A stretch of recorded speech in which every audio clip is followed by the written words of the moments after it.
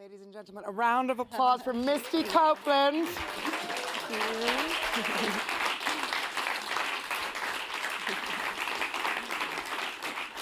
Congratulations on that beautiful and heartbreaking film. Thank you so much. It is a pleasure to be here at the Open Forum in Davos with such an audience of people that are inspiring, and a privilege to be here with those watching us live and online on the live stream. We've just seen the most extraordinary performance, and I have the tremendous pleasure of being here. It's Yana Peel.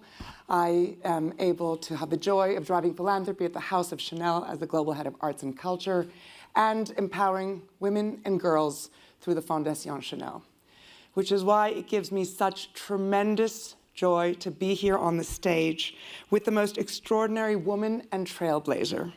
She has shattered barriers, redefining what's possible in the worlds of dance, writing, philanthropy, and as we've just seen, film. The New York Times described her as the first dancer since Mikhail Baryshnikov in decades to capture a general audience. And Misty, you are a role model of so many firsts. If I may, I will list some of them because they're truly, truly barrier-defying. And when you think about Misty Copeland as the first Black dancer at American Ballet Theatre in its 75-year history, and that was just a decade ago. The first Black ballerina to appear on the cover of Time magazine, and the first Black dancer to write a best-selling memoir, Life in Motion, in Unlikely Ballerina. We were all so lucky to just watch Flower, which is your first film with Life in Motion Pictures, which Copeland co-founded with Emmy Award winner Layla Fayez. And I would love to start by asking Misty Copeland how Flower came about and why you chose art as your activism. Yes. Well, thank you all so much for being here. It means a lot to be able to show the film overseas. We've been showing it throughout the United States for the last 2 years. You didn't get to see the entire film. That was about the halfway point that we showed you. But you know, it was throughout my career, I've been constantly looking for ways to bring, what I do on the stage to as many people as possible, to bring dance and to bring ballet to as many people as possible. And what better medium than through film? Oh, let me just do this. I'm even clumsier than that. You never know. Not from what we've seen on stages across the world. In my everyday life. And so in creating the production company, it was really with this thought in mind, and particularly during the pandemic, which was when we created this film, to be able to bring access, to being able to see performance during that time, especially to communities that might not have a theater in their hometown, might not be able to afford to be at a performance, or might not feel this is something that they can be a part of. It started with this concept of how do we capture the power of storytelling on film, and that you don't need verbal language for people to understand what's going on, and the power of movement that crosses over all cultures and language, and then the story just continued to evolve.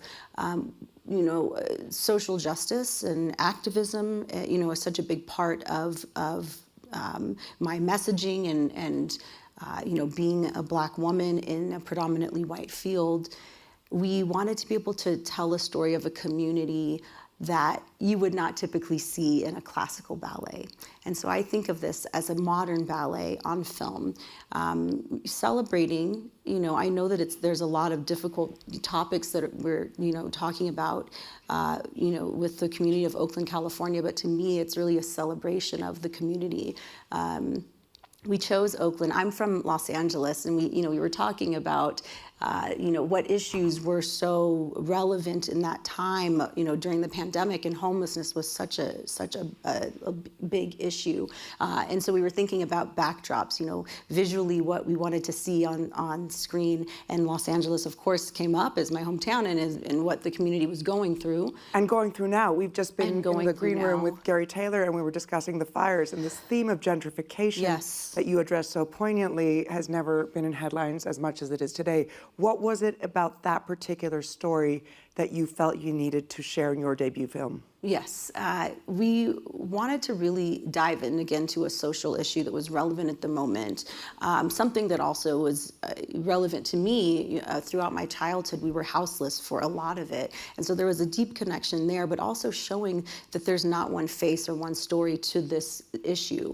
We really liked the idea of using Oakland as the backdrop. Their social justice history, the Black Panthers, they have incredible young art activists in that community, and visually it's so rich. And so we felt like, okay, this is the community we want to be in. And I've spent a lot of time there. My husband's born and raised there. And we, again, wanted to just dive deeper into the community. We spent a lot of time on the ground before we even filmed, just listening to the stories. We were in homeless encampments, with organizations that address this issue in the community. And, you'd be surprised. A lot of the people that we were sitting across the table from were living in these homeless encampments, were doctors, were lawyers, were people that you don't typically think of as the face of homelessness. And that's what we wanted to show with my character and her mother. She's dealing with her mother who has dementia, and all, the medical bills, the caregiving bills, all of the things that add up, dealing with gentrification and not being able to still maintain this home that she grew up in. And one paycheck, you could end up on the street. It's beautiful the way you've chosen to tell the story, and I'm excited to hear what other stories and in what formats we might see from the production company. After this evening, we are hoping that there will be broad distribution so that everyone who is watching online will be able to see it, and hopefully this platform in Davos is a platform which will really enable Misty to achieve that dream. I was curious how much of Misty is really in this story. I feel like it doesn't matter what character I'm portraying, whether it's in this film and in other films I've been in, or on the stage and within a classical ballet. I feel like you're always bringing some part of your experience to a role, and that's how, whether I'm a swan or a firebird or a fairy, there's always a bit of my own experiences that I'm bringing to it. And yes, there was quite a bit, I would say, of my life experiences within this role, but something that was really special, the relationship between the mother and daughter in that could continue to evolve throughout the film.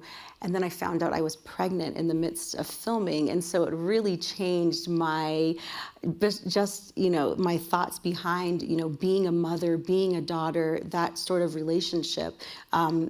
That was really fascinating, and being extremely hormonal during some of the really big dance scenes. It's beautiful because you talk about in your memoir, of course, being an unlikely ballerina, and I'd love maybe to hear more in terms of your upbringing. What was so unlikely about your childhood and how you came to find your way to the stage? Yes, I grew up in a single-parent home with a single mother for most of my childhood.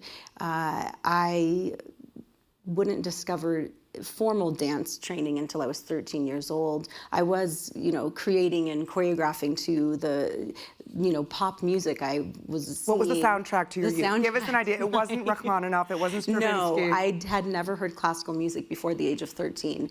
I grew up listening to a lot of R&B and soul and hip hop and pop. I mean, Mariah Carey, George Michael, Aretha Franklin, Sade, Anita Baker. That was the soundtrack to my childhood, and that's what I was, creating and choreographing to. But at the age of 13, I was at a community center, and it was on the basketball court that I was pushed into taking this free ballet class with a teacher who was looking for more diverse students to bring into her local school on scholarship. And she said from the moment she touched my foot, she's very dramatic, from the moment she touched my foot, she knew I was a prodigy. I didn't understand what any of that meant. I fell in love with being in the studio and feeling this sense of safety and security, you know, and even just, you know, a lot of young people look at ballet as this kind of redundant thing. You're repeating the same steps over and over again, but there was such safety and security for me in the structure and knowing what was going to come. You know, there's safety in knowing what to expect, I think, for a child, especially who comes from, you know, situations that I had been in. But I ended up moving in with my ballet teacher, and I lived with her and her family so that I could really focus on the training. My family was living in a motel at the time, all 6 of us in one room. And, you know, I always say that ballet saved me in so many ways. She brought me into her home, and within 4 years, I was in New York City dancing professionally for American Ballet Theater. That's extraordinary. It's really extraordinary to think about that transition and to think about the journey that took you from there to the American Ballet Theater. So from being that prodigy that was identified from this community of unlikelihood, can you tell us about that journey and how you ended up driving this incredible story at the American Ballet Theater and shifting its whole narrative in a century nearly of never having had a Black principal ballerina? I had no idea what I was stepping into. You know, as a young person, I was very, very fortunate to have a teacher who really nurtured me and shielded me from a lot of the racism that was happening in the ballet studio. You know, I was the only Black girl in my school, but she allowed me just to enjoy and be there in the moment like any other dancer would. But at the same time, when I moved to New York and I became a professional, it all hit me like, oh, wow, I am the only. And I didn't have a lot of support in the beginning. And it's really difficult when you're 17, 18, 19 years old and you're figuring out who you are and not having that support. But I mean, eventually I would have incredible Black women and mentors that would come into my life and that really were the backbone of my strength and my success. I mean, it was a long journey. This isn't something that happened overnight. You know, I was in the corps of ballet for 7 years. I was a soloist for 7 years, and I wasn't promoted to principal dancer until I was 32 years old, which is very old in the ballet world. You know, you're typically thinking about retiring as a woman by that point. And when we think about the storytelling, I mean, we look at ballet having been invented in the 15th century in Italy. We look at Louis XIV and Petit Point, and we look at the collective, and we look at these stories written in a singular voice that is different from the voice that we have seen in Flower. Yes. How did these stories resonate with you? Can you share with us that experience of creating against the backdrop of this very, very traditional multi-century métier? Yes, I mean, I think that it's possible to fall in love with and find connection to things that, you know, are not similar to you. And so I really dug deep to connect with, you know, when I was performing, you know, certain roles. But where I'm at now is that it's just so important to keep this art form alive, you know, that you have to tell stories that reflect the communities they are in. You know, I'm with American Ballet Theater. We're in New York City. We travel all over the world, but all over the United States. And so why would these communities want to invest in coming to support when they don't see themselves reflected? They don't see their stories and their voices reflected. And so I think that it's so important at this point that we're evolving in that direction. We can still have, you know, the history and the traditions, but something has to evolve and change. And that's what I want to do through the stories that we're telling with Life in Motion Productions. Who changed things for you? Going back to that 13-year-old self, who were those heroes, the mentors? The theme here, of course, is collaboration, but who were the people along the way that really enabled you to live that Under Armour message, I will what I am? Can you give us an idea of who were those enablers and the allies that really enabled you to get to that place? Yes, well, definitely my first teacher, Cynthia Bradley. My very first mentor that I really remember is she's a Black American actress named Victoria Rowell. She's a soap opera actress, but she actually started out as a ballerina, and she came into my life, with there was no pretense, there was nothing. It was just, I'm here for you simply because I know what it's like to be in that position. And even if you just want to sit across the table from me and just listen to me speak and just see me because you can see yourself in me, then that's enough. And that was enough, even though our relationship has evolved and we're still very close. Susan Failshill, who is a writer and producer, and she was on the board of American Ballet Theater, who's been so instrumental in helping me to navigate this space. So many Black women who know what it is to be the only in a room and navigate through a very white world were there with me. Raven Wilkinson, who I wrote a book about called The Wind at My Back. She was a Black ballerina, the first to dance in an elite white company in the 1950s at the Ballet Russe in Monte Carlo. And I ended up meeting her in the midst of my career, finding out that she'd been following my career since I was 17 years old, and she lived a block away from me in New York City on the Upper West Side. And it was just this incredible relationship that blossomed, being able to not just have the support of Black women, but someone who was this beautiful storyteller and mentored me in that way. So it was never kind of these sit-down lessons, but she would just share her life and stories with me, and there are the best nuggets of wisdom within those. I'd love to turn to some of the men who have inspired you. In the green room, we were discussing our mutual friend, Darren Walker, who ran the Ford Foundation and has, at a later stage, been so instrumental in your work. Yes. Of course, Alonzo King, who choreographed you in this extraordinary film, Flower. And Prince has come up as well as someone who was meaningful to you. Can you tell us a little bit more about how that came to be? Yeah, Prince was such a huge part of an important time in my career. He came into my life when I had been promoted to soloist, and I was really struggling with what was next and whether or not I would ever be taken seriously as a Black woman, and be given opportunities in principal roles. And one day Prince called and I was like, who? The Prince of where? Wait, how does that conversation go? Hello. It's Misty. Well, he had been following my career for many years. I grew up in Los Angeles, and he lived, in and out of, Minnesota and Los Angeles. And he said, I remade this song, Crimson and Clover, and I envisioned you dancing in the music video. But I could not find you. I called American Ballet Theater. I don't know if they didn't believe it was him. I don't know what it was, but it took a year. He actually shot the video with another dancer, and he's like, I just couldn't let go of the idea of having you in it. And so he ended up tracking down a friend who knew me and got my number that way. But he was this incredible guiding force that allowed me to really embrace who I am as an artist and not be afraid to be different. And if I could take that advice from anyone, it was Prince. What it is to own who he is, to be a unique artist.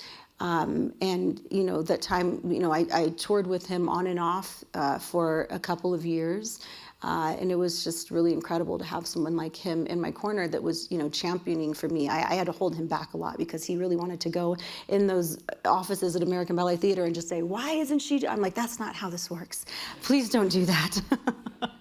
Well, let's talk about how it does work. Because I will never forget, probably a decade ago, seeing Alexei Ratmansky's Firebird, in which moment the world changed. The world of ballet changed, the world across America changed. And I would love to hear from you. Firebird was one of those moments for you that was really defining. Yes. Everything that I had done up until that point wasn't necessarily, a traditional path to getting to where I was, but, it's often that these people who have the rights to these ballets will come in and they already have, an idea of the people they want to put in the ballets, and not often is that given to someone who's not a principal dancer, who doesn't kind of fit in this stereotype and mold of what they have seen for hundreds of years. And it was Alexei Ratmansky who was the choreographer for American Ballet Theater at the time. And he was someone that really took chances. He cast me, another soloist, and Natalia Osipova. You say her name. Natalia Osipova. That is beautiful. I love when you talk about Ratmansky in that moment. And, he wanted to give opportunity to someone that he saw had a fire in them, and that was me. The process was grueling. It pushed me physically and artistically and emotionally and got me to this place that I'd never had been as an artist. Also physically, at the same time, Did you become that firebird? Beyond. I look back at the time and I think about the process, and I was going to mention my injury because I think that was also a part of just getting into this headspace that I look back and I was like, wow, that was a really crazy time. And you imagine Black Swan and the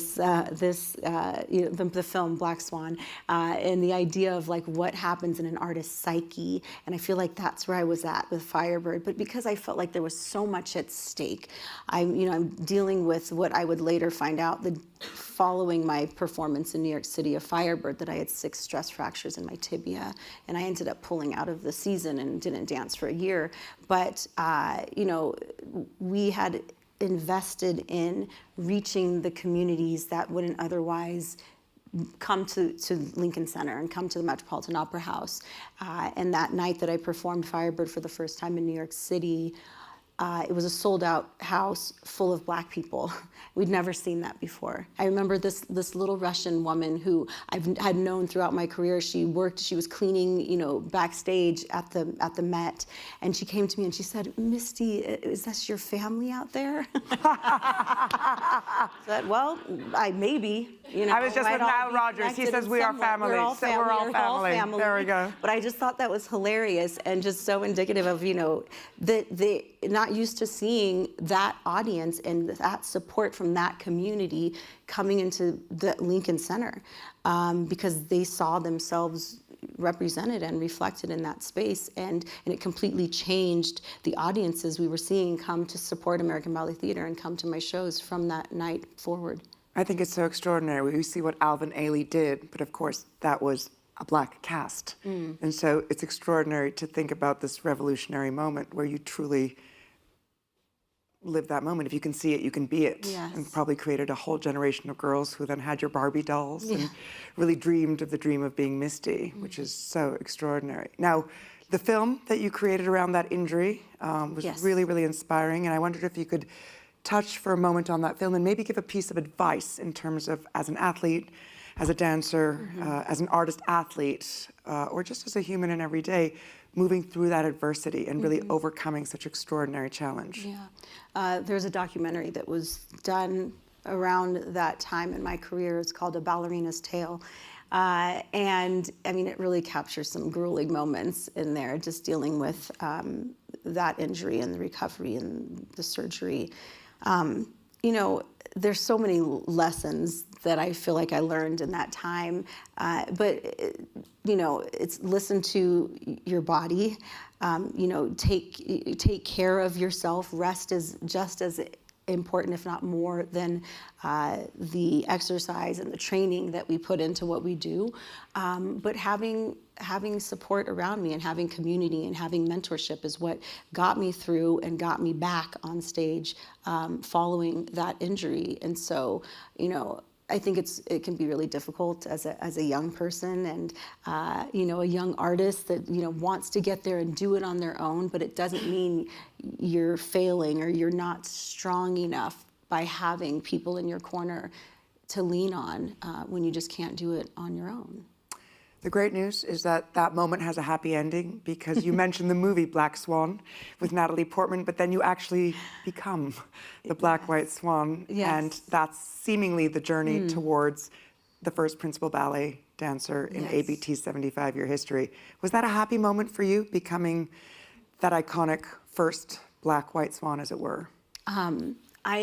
In all honesty, there were a lot of roles I dreamed of doing, and the older I got and having the experience of being at American Ballet Theater, the farther away those dreams seemed. But the Swan, Odette O'Deal in Swan Lake, was never a role I could see myself doing. And it's psychological. We as black and brown dancers have been told, you will never be this role. You are not the white swan. It is not a role for you. And so I think it was just something I didn't even dream of doing. So when I was cast to perform this role, it was just like an out-of-body experience, and so much. I think it's like this generations of psychological trauma that I'm trying to undo and dive into, and so it was not the best experience in kind of diving into that role. And I think because there was a lot of negativity around it, a lot of, on social media and articles being written, if Misty goes on stage and doesn't perform these technical feats perfectly, she doesn't deserve to be promoted to principal dancer. Or if she gets promoted, it's going to be because she's a black woman. There was so much negativity around it. It was hard to really enjoy the process. And it was the support of my mentors that, got me on stage and focused and back in my body, because the stage is my safe place and where I feel like I thrive the most. It also seems like literature is your safe place. And I can't even count how many books you've written. I feel like it might be 10. Yeah.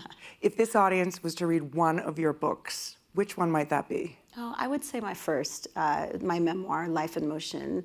It tells the story, of the origin and kind of, getting to be a professional dancer. But writing was very cathartic for me, as someone who was so introverted and so shy as a young girl, before dance came into my life and really gave me a lot of confidence. Writing was very therapeutic and a way for me to express myself without actually having to speak. Dance then became that. It's so amazing to be on stage and not have to actually use your voice, but say so much. And I've was journaling probably since the age of 7, and I still own every single journal. And that was really how I went back when I was writing the memoir into all of those journals, just to really get back into that headspace of where I was at those different ages. It's amazing because so much of your work is also a call to action to embrace future audiences. And as we sit here in Davos and there's so much talk about the future, I wonder what you think needs to happen to really ensure that dance evolves in order to meet the needs of future generations. I think it's really understanding the importance of arts education. I think that's where it all stems from. And I know that it's, a lot of us don't have the power, to change those systems, but, even just being able to support different community centers and local arts organizations through the Misty Copeland Foundation and our Be Bold program. It's an after-school program, which is, a way to be able to access these communities and bring the arts to them if it's not available in their schools. This is through the Misty Copeland Foundation, if I'm not mistaken. Maybe you can tell our audience also about the Misty Copeland Foundation and the incredible work that you are doing to send the elevator back down. So much happened for me during the pandemic. This was the first time I was away, really stepping back from my career and away from the stage, and I was just thinking of all the ways I could, continue to give back. The film was created, but also the Misty Copeland Foundation was created. And just thinking about my own journey and my own path and starting out at a Boys and Girls Club, at a community center, and being given that access and opportunity that completely changed my life. And yes, I've had success in my career, but it's the person that it made me that to me is the most valuable. And through this free after-school class, we're reaching communities. Right now it's just in New York City, and we're in the Bronx and in Harlem because those communities are in need of the arts and specifically dance, and so many of them have never been exposed to ballet at all. But it's a very warm and inviting environment that's safe for them to come into. It's not your traditional ballet class. We're trying to undo a lot of that trauma that the teaching artists have had by being in those communities, in the ballet culture, when they're teaching these young Black and brown dancers. It's really exciting to see it blossom. I never thought I would find fulfillment like this in work, the same way that I have throughout my performance career.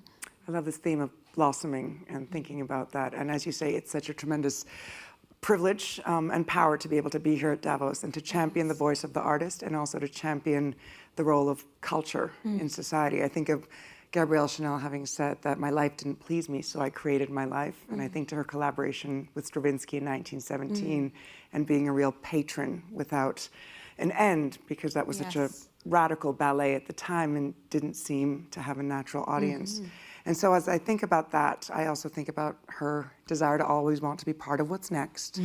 And I'm looking to you to say, Misty Copeland, extraordinary work as a dancer, as a philanthropist, as an author, as a mother, as an activist. What is next for Misty Copeland, and what are you looking forward to before we go to the Q&A? Oh, you know, I feel like I've never really set out and said, these are the things I want to do. I kind of go with my gut and what feels needed and necessary in the moment. Like I said, there was so much creativity that happened during the pandemic when I could step back from this grueling 8 hours a day, rehearsals on stage, performing, traveling, you know, that I did for 20 years before the pandemic hit. That I had a moment to just kind of step back, and I feel like I'm just going to continue to follow my gut. There are more books. I have 2 more books coming out this year, more film that are in development. I have an activewear line that's out called Greatness Wins in collaboration with Derek Jeter. He's an incredible athlete. There's endless possibilities, but it's all about bringing dance to as many people as possible and making it accessible and something that people want to be a part of. It was interesting. Yesterday we saw Tom Daley, and he said the greatest joy was actually winning his gold medals and having his child be present. And I'm wondering, with your 2-year-old child, if you're hopeful that one day he may have the chance to also see you on the stage. Yes. It's been 5 years since I've been on the stage. I will be back, and my son Jackson will get to see that. It won't just be a mommy Barbie doll he's holding. He'll get to see me on stage. I will what I want. Misty Copeland, you heard it here first. I would love to turn to the audience and to address any questions. Thank you.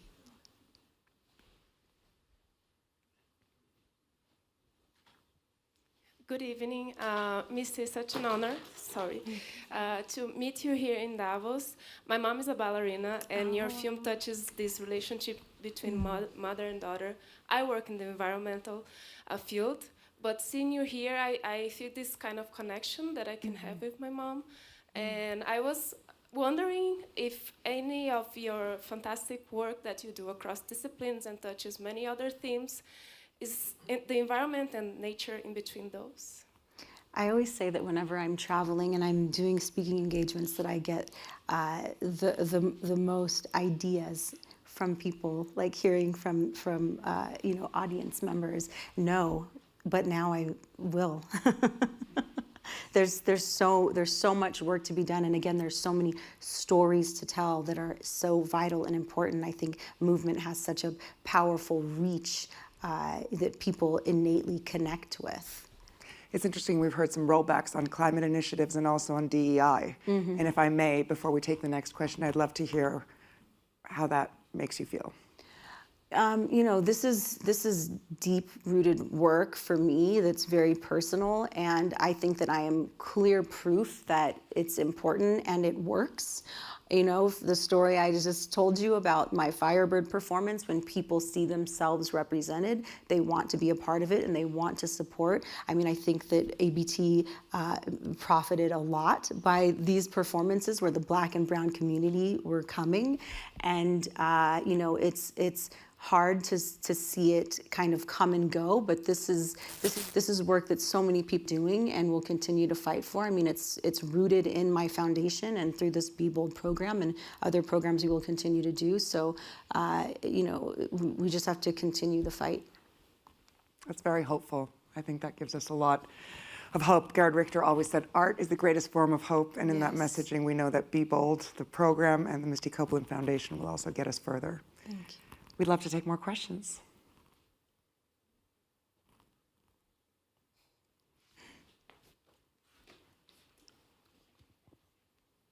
Hello, thank you so much for your inspiring work, and thank you for this incredible moderation. I'm a student entrepreneur, and on my team there are some young women who sometimes self-censor under the weight of a glass ceiling. Now, your story is an improbable one, and it's a beautiful one, might I add. I was wondering what you would say to those young women self-censoring and feeling that weight, whether they can unlearn that self-censorship, unsee that glass ceiling, and what you would say to the young people around them trying to support them. Thank you. Wow, thank you.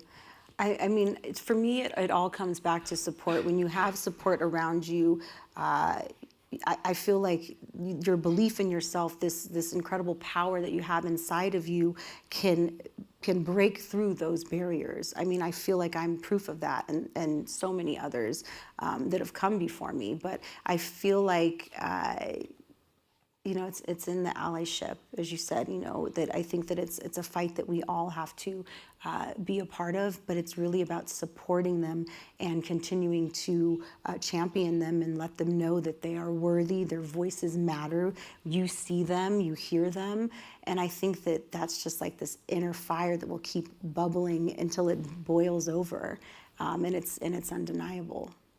Misty, as we look to the next question, that brought up a great point. This is the World Economic Forum where we're discussing collaboration in the intelligent age. So I wondered if there was a shout out to any collaborators that you really wanted to spotlight, or if you wanted to lure any dream collaborators that you have not yet had the pleasure of working with. Oh my gosh, there's so many. I mean, I think back and just people that are not with us anymore, and I mean, there's so many, but people who are still here.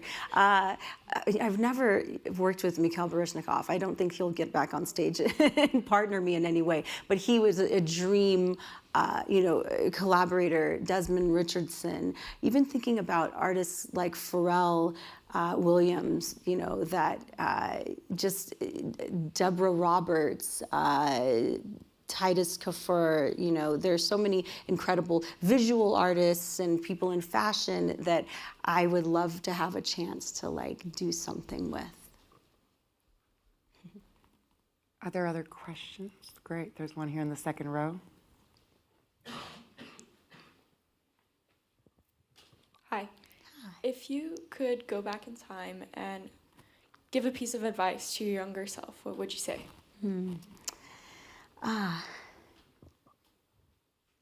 It's all going to be okay.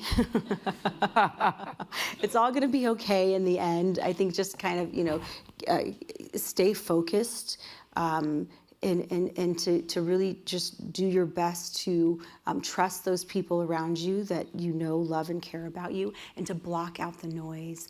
I think that's something that was, you know, that took time for me to develop those, you know, skills.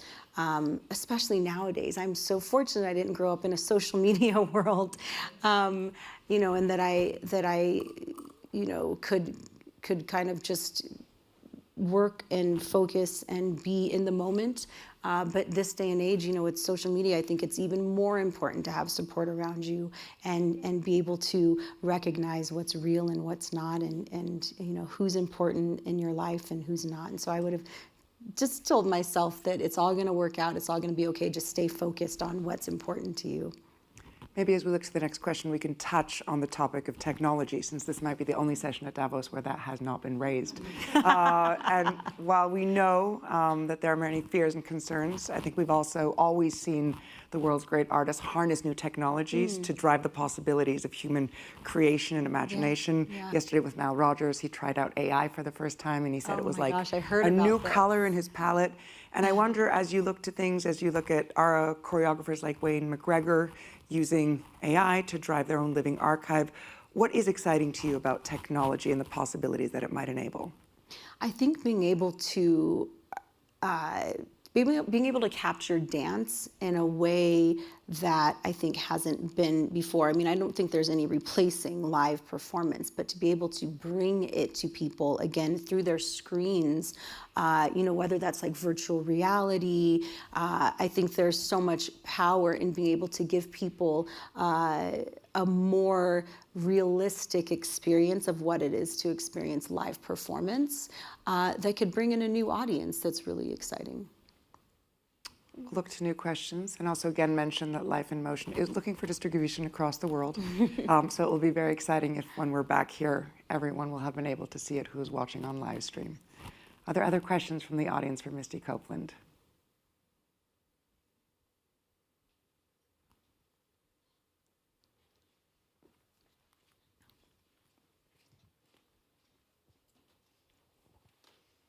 Hi. Hello. I really enjoyed watching the segment of the film, and I wondered if there was a particular film or filmmaker that inspired you to make it the silent film. Oh my gosh.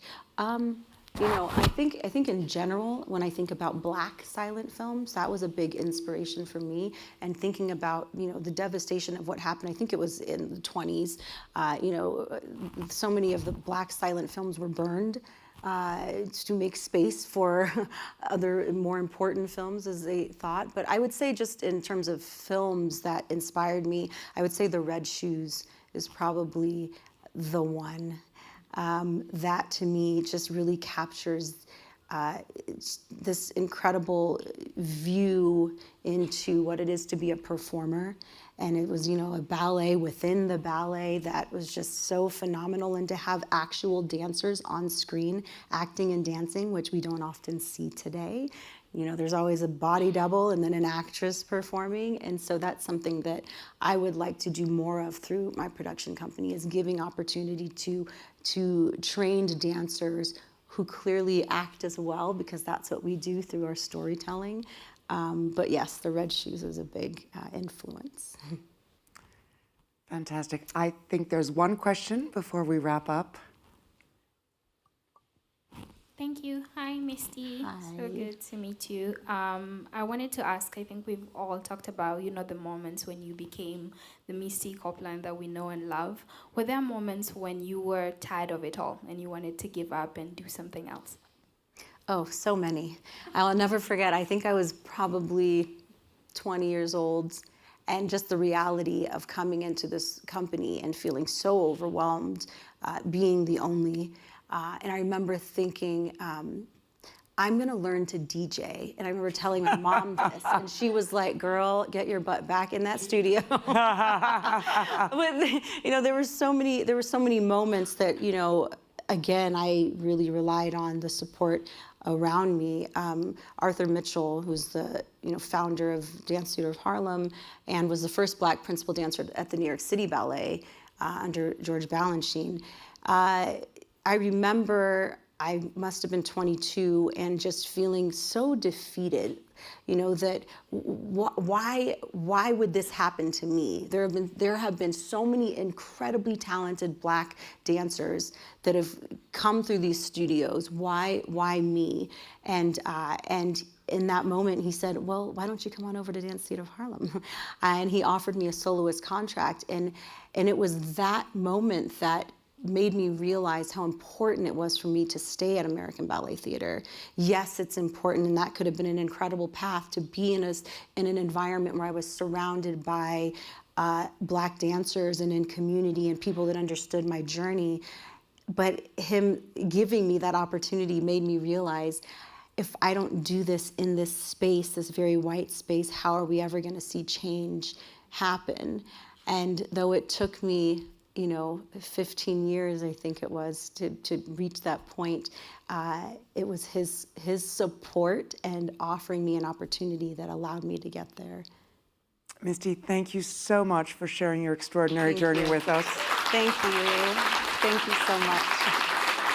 It has been an honor to be here with Misty on this stage, but next time I look forward to watching her from where you are. Thank you very much to the World Economic Forum audience. Thank you. Thank you so much. It was so wonderful. Really great.